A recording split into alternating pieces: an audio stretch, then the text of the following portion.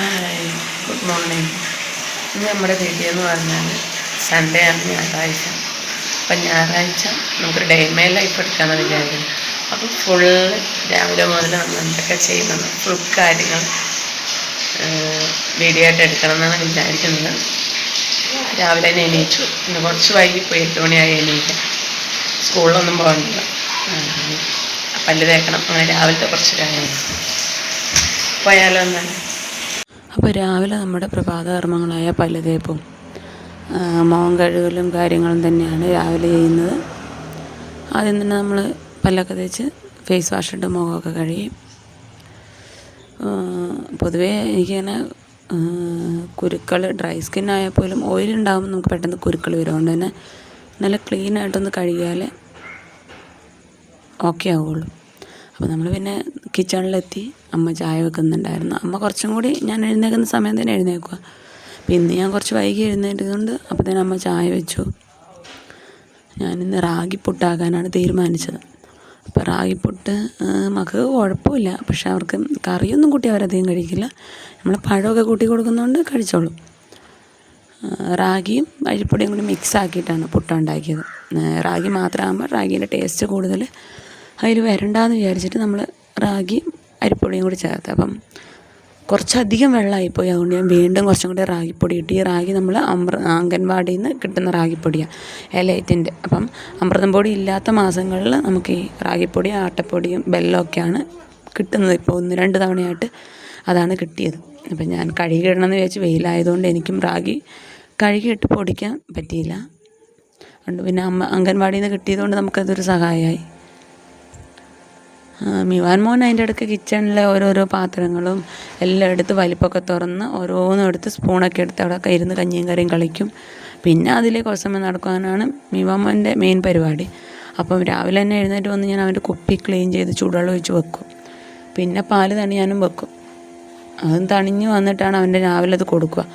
അപ്പോൾ രാവിലെ കുപ്പിയിൽ പാല് നിറച്ചിട്ട് രാവിലെ കൊടുക്കും. ബ്രേക്ക്ഫാസ്റ്റ് ഒരു 10 മണിയെല്ലാം ആകുമ്പോൾ അവൻ കഴിക്കുക. അതും പാല് കുടിക്കുന്നതുകൊണ്ടാണോ എന്നറിയില്ല, അവൻ ബ്രേക്ക്ഫാസ്റ്റ് അധികം കഴിക്കാറൊക്കെ എടുത്ത് പാല് ആ ഒരു കുപ്പി ഒരു ഹാഫ് കുടിക്കാൻ മാത്രമേ അവൻ്റെ കഴിച്ചില്ലെങ്കിൽ രാവിലത്തെ ഒരു പരിപാടി ഉള്ളൂ കയറും. അതുകൊണ്ട് തന്നെ ഗ്യാസ് കയറുന്ന പ്രോബ്ലം ഉള്ളതുകൊണ്ട് അങ്ങനെ അവന് പാലൊക്കെ കൊടുത്തു. പിന്നെ ഞാൻ ചായ എടുത്തു. ചക്ക ചിപ്സ് ഉണ്ടെങ്കിലും പിന്നെ ഷുഗറൊന്നും വേണ്ടതുകൊണ്ട് നമ്മൾ പ്രത്യേകിച്ച് വേറെ ഷുഗർ ഇടില്ല. ഭക്ഷണമൊക്കെ കൊടുത്ത് നമ്മൾ കുറച്ച് ലൈറ്റായിട്ടാണ് ഫുഡ് കഴിച്ചാണ്.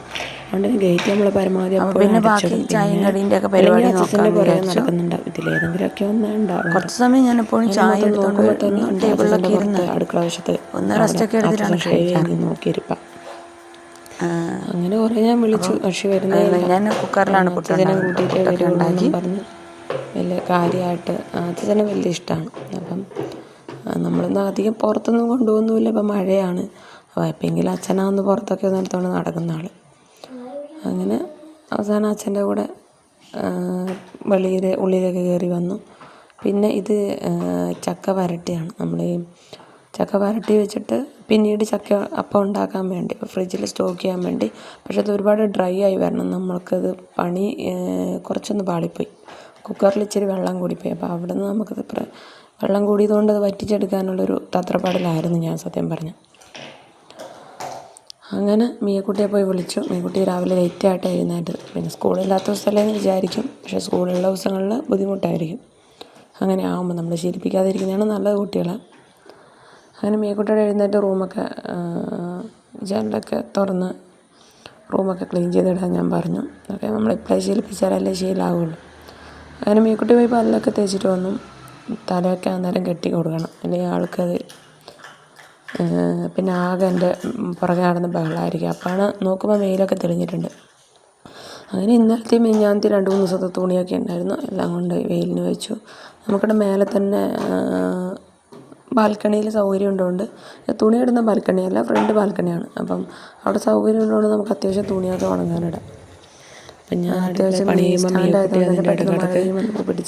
മീയക്കുട്ടീൻ്റെതായ ഓരോരോ ക്യാമറയിലെത്തി നോക്കുക, ഓരോരോ സർക്കസുകളെല്ലാം കളിക്കുന്നുണ്ട്. ഇതൊക്കെ ഞാൻ സത്യം പറഞ്ഞാൽ എഡിറ്റ് ചെയ്യുമ്പോഴാണ് കാണുന്നത് മീയക്കുട്ടീൻ്റെ ഓരോ കുരുത്തക്കേട്. അങ്ങനെ മീയക്കുട്ടിക്കുള്ള ഫുഡെല്ലാം എടുത്ത് വെച്ചു. ലാസ്റ്റ് കുറച്ച് കൂട്ടം കൂടെ ബാക്കിയുണ്ടായിരുന്നു ആക്കാൻ വേണ്ടി. അപ്പം അതും കൂടി വെച്ചിട്ട് പെട്ടെന്ന് തന്നെ മീയക്കുട്ടീനെ ഭക്ഷണം കഴിക്കാനിരുത്താമെന്ന് വിചാരിച്ചു. നമുക്ക് പണികളിങ്ങനെ തീരാനെല്ലാം ഉള്ളതുകൊണ്ട് പിന്നെ ഇവർ ഫുഡ് കഴിക്കാൻ ലേറ്റ് ആവും തോറും ബാക്കിയുള്ള പണികളെല്ലാം ലേറ്റായി വരും. അപ്പോൾ അങ്ങനെ ആവുന്നുണ്ട് തന്നെ പെട്ടെന്ന് തന്നെ മീയക്കുട്ടീനെ ഫുഡ് കഴിക്കാനിരുത്തി. അങ്ങനെ പാത്രമൊക്കെ കഴുകി വെച്ച് നമ്മൾ മൊത്തം ഒന്ന് ക്ലീൻ ചെയ്തിട്ടു. അപ്പോൾ ക്ലീൻ ചെയ്യുകയാണെങ്കിൽ നമുക്ക് പിന്നെ വലിയൊരു പ്രയാസമില്ല.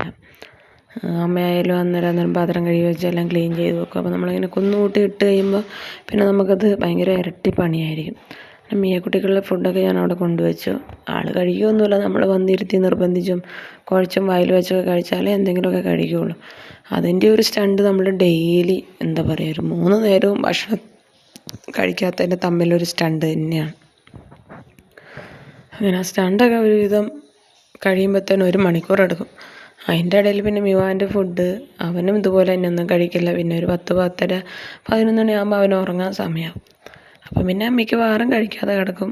അങ്ങനെയാണ് അവൻ്റെ കാര്യം. അതിൻ്റെ ഇടയ്ക്ക് അമ്മ വന്ന് എന്നോട് സംസാരിക്കുന്നൊക്കെ ഉണ്ട്.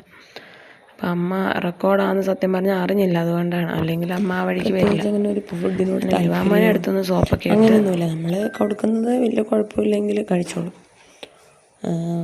എന്ന് ചോദിച്ചാൽ അങ്ങനെ എല്ലാം ഒന്നും കഴിക്കില്ല ആൾ.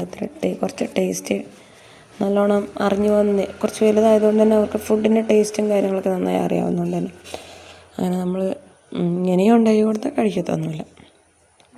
പിന്നെ കുറേ പാത്രങ്ങളൊക്കെ ക്ലീൻ ചെയ്യാനുണ്ടായിരുന്നു. അത്യാവശ്യം നമ്മൾ